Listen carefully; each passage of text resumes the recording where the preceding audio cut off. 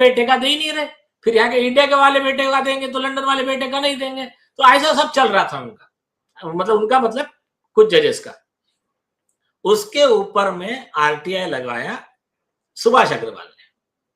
Supreme court का जो RTI officer थे, पब्लिक इंफॉर्मेशन ऑफिसर, उन्होंने वो अर्जी रिजेक्ट कर दिया। अभी गौर करो, सारे देश को ट्रांसपेरेंसी का ऑर्डर देता है सुप्रीम कोर्ट, और सुप्रीम कोर्ट का ही इंफॉर्मेशन ऑफिसर कहता है कि मैं वो इंफॉर्मेशन नहीं दूंगा। तो वो आदमी पहुंच गया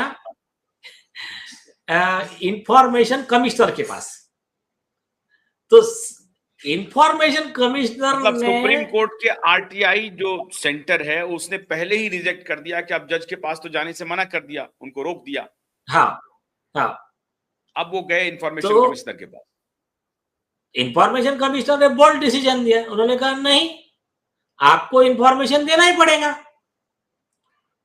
आप मेन जो यहां से शुरू होता है, वो ऑर्डर के खिलाफ सुप्रीम कोर्ट ने पिटीशन फाइल किया दिल्ली हाई कोर्ट में।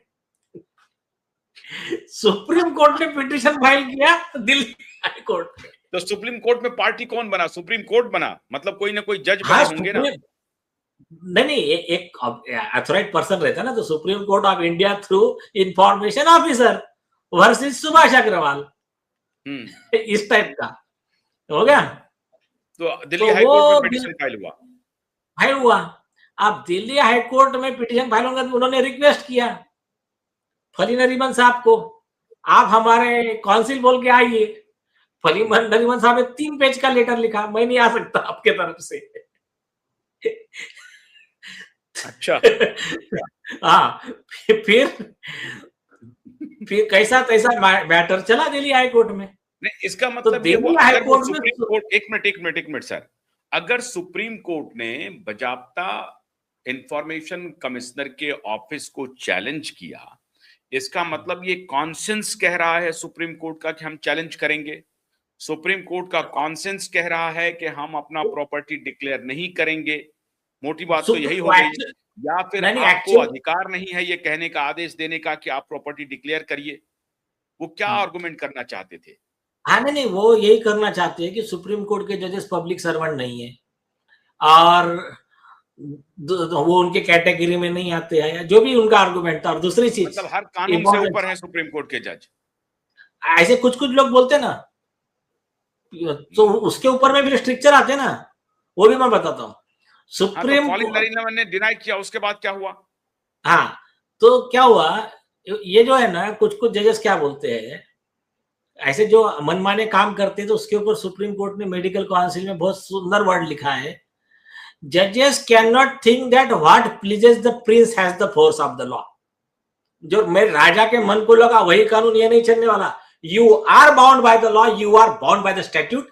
There is no term called as unlimited discretion to anyone in this country. Everyone is bound by the constitution, everyone is bound by the law. इसके ऊपर 25 judgements है। तो ये हो गया। आप वो पहुंच गए Delhi high court. Delhi high court में आप बल्कि बता दो, मैं इसके लिए जिम्मेदार उस समय का चीफ जस्टिस ऑफ इंडिया है। कौन थे उस समय के चीफ जस्टिस? आप जो भी ढूंढ लेना, मैं बता, ठीक है, जो भी है, लेकिन वो जिम्मेदार। देता हूं, रुके, वेट कीजिए।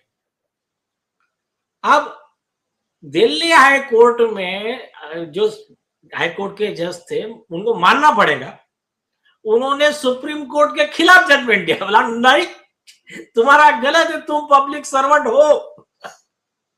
क्या बात है। आपको इंफॉर्मेशन देना ही पड़ेगा। फिर उस आदेश के खिलाफ सुप्रीम, मतलब पूरा बनाना रिपब्लिक जैसा ही लोगों ने बना दिया, जिसको मर्जी आ रहा है वो अपने तरीके से कानून को डिफाइन कर रहा है। हाँ, फिर उसके बाद में उस ऑर्डर को चैलेंज किया सुप्रीम कोर्ट में। तो सुप्रीम कोर्ट के सामने केस चल रहा है, supreme court of India versus Subhash Agarwal. अच्छा। और वो 5 जज का कॉन्स्टिट्यूशन बेंच बैठा।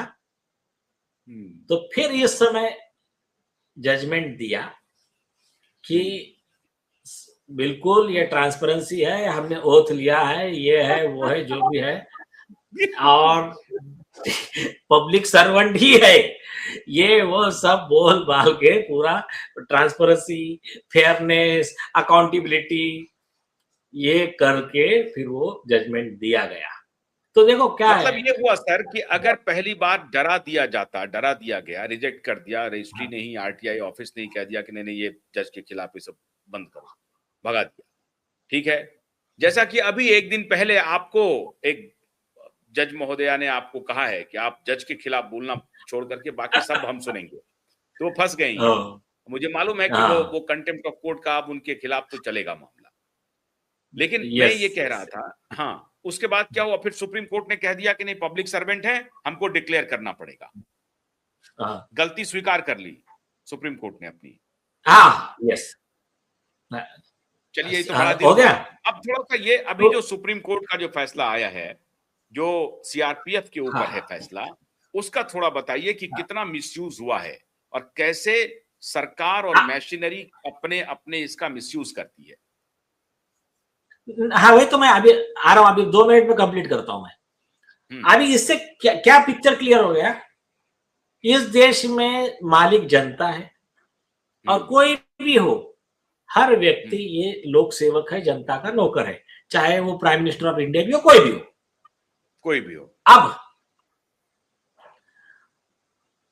अगर आपको कुछ काम करना है, सरकार है, ये काम कैसा करती है, ये किसी की सैलरी देना है, बॉडीगार्ड रखना है, तुमको नौकर रखना है, टीए डीए पेंशन सब चीज कहां से आता है, जनता के टैक्स पेयर के पैसे से आता है। मतलब जरूरी नहीं इनकम टैक्स भरना चाहिए आदमी ने, जो पेट्रोल खरीद रहा है तो उसमें 10 रुपए का पेट्रोल 100 में आ रहा है तो 90 रुपए टैक्स है, तो इस तरह से वो टैक्स के भरोसे देश चल रहा है। हो गया। अब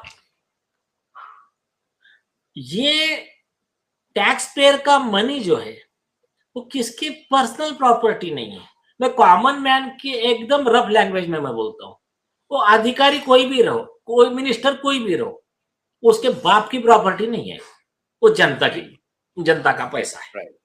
राइट। अब इन्होंने बना लिया है दुकानदारी। बॉम्बे हाईकोर्ट में जब सीजे गवई साहब जब बॉम्बे हाईकोर्ट में जज थे, तो गवई साहब ने बॉम्बे म्युनिसिपल कॉर्पोरेशन का बहुत बड़ा करप्शन निकाला था।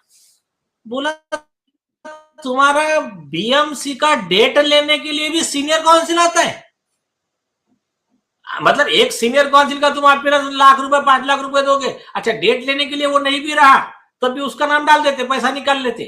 तो उन्होंने कहा तुम्हारा क्या पॉलिसी, चलो नेक्स्ट डेट पे फाइल करो तुम। तो 100 करोड़ रुपया साल का वकीलों को जाता है बीएमसी का। ये बहुत बड़ा करप्शन है। हाँ, बहुत बड़ा तो करप्शन ऐसा लूट चल रहा है देश में। हाँ, तो अभी क्या है मालूम है क्या, ये हर डिपार्टमेंट के हर अधिकारी हर लूप होल का फायदा उठा के अपना घर भरने में लगे। ये देश का मतलब समाज का लॉ एंड ऑर्डर का सोचने वाला परसेंटेज कम है, लेकिन इतना है कि उन लोगों की वजह से ये सब चल रहा है। नहीं तो ये जो खेल है ना, जो केस में दम नहीं है उसको भी विरोध करने का। आप आ जाइए दिशा सालियन के केस पे। अब दिशा के केस में क्या केस है, लड़की के पिता आए हैं, राइटिंग में कंप्लेंट दिया, उनके विटनेस में तुम्हारे ही मिनिस्टर से लेके और कई चीजें हैं, मतलब हमारे एडिशनल एविडेंस है ये है, लेकिन आपके मिनिस्टर भी है सरकार के, ठीक है, पहले तो विपक्ष में होंगे लेकिन आज तो सरकार में मिनिस्टर भी है, और उस समय केंद्र में सरकार में मिनिस्टर थे, वो भी लोगों के स्टेटमेंट है, और वो तो बाजू में रखो मोबाइल टावर लोकेशन से सब चीजें। पिता ने कंप्लेंट किया मेरे लड़की का सामूहिक अत्याचार और मर्डर का केस है, सुप्रीम कोर्ट ने क्लियर किया तुमको एफआईआर करना पड़ेगा। तो इन्होंने पहले नाटक चलाया, वो तुम्हारा एसआईटी पहले डिक्लेयर हो गई, वो हवा में रही, बाद में 2 साल के बाद प्रकट हुई नाम एसआईटी के, फिर कमिश्नर का इंक्वायरी कर रहा है पुलिस कांस्टेबल। तो ऐसे सब नाटक चले होंगे। अब चलते चलते दिशा के पिता का पिटीशन आया कोर्ट में हियरिंग को। पहले दिन, हियरिंग के पहले दिन, जस्टिस सारंग कोतवाल साहब ने पॉइंटेड सिंपल क्वेश्चन पूछा, बिना एफआईआर के आप मर्डर